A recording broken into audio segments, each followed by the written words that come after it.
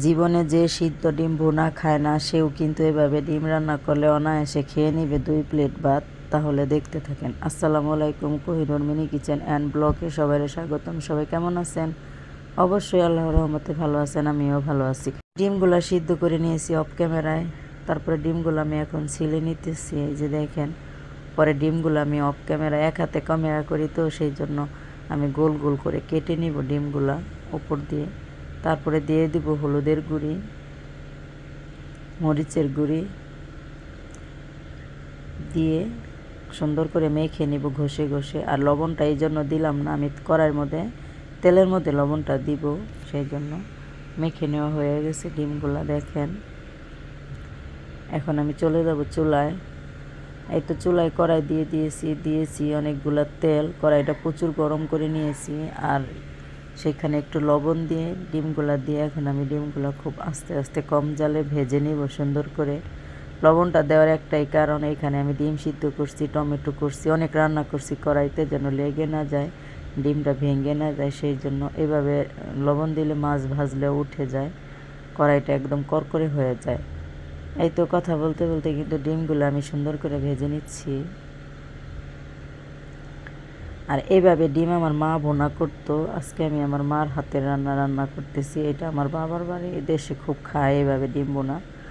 যদি বলে ডিম বোনা, বোনা মানেই এটা, মানে বোনা বলে না, এটাকে ডিম বয়েল বলে আমাদের দেশে।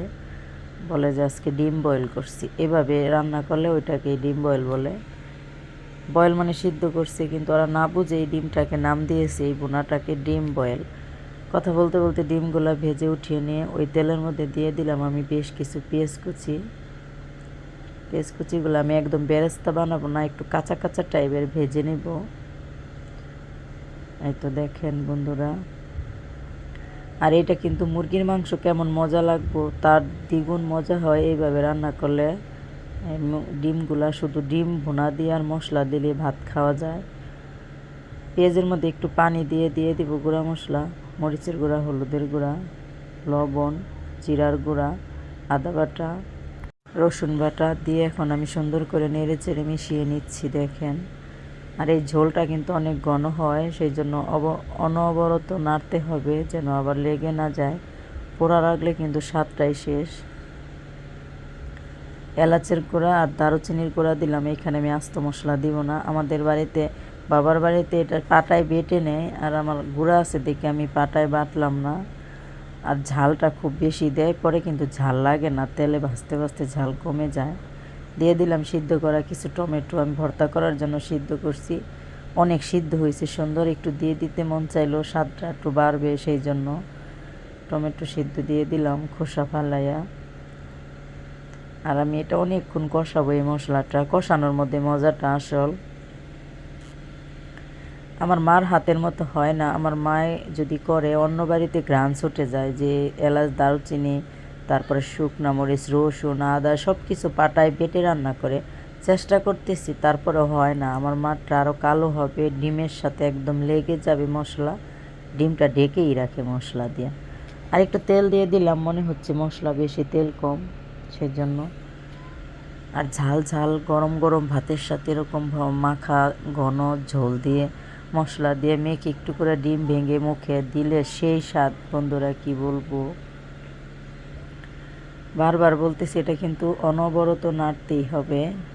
মশলা কষানো হয়ে গেছে, আমি সেই ডিমগুলা দিয়ে, ডিম উঠানো বাটি দিয়ে অল্প একটু পানি দিয়ে দিলাম। আবারও আমি কষাবো, যেন পানিটা দেওয়ার কারণ ডিমের ভিতরে যেন মশলাটা একটু যায়, সেই জন্য। ডিমটা আমি যেভাবে কাটছি মশলা এমনিতেও যাবে, আর পাতলা হলে তো একটু বেশি যাবে, সেই জন্য পানি দিয়ে দিলাম। দিয়ে আমি সুন্দর করে দেখেন উল্টে আস্তে আস্তে নাড়তেছি। জোরে জোরে নাড়লে ডিমটা যেহেতু গোল গোল করে কাটা আছে ভেঙে যেতে পারে। তাও আমার একটা ডিমের এক পাশ খুলে গেছে, ভেঙে গেছে, মশলার কারণে আলাদা হচ্ছে না, ঘন মশলা তো, সেই জন্য। পাতলা ঝোল হলে এতক্ষণ আলাদা হয়ে যেত।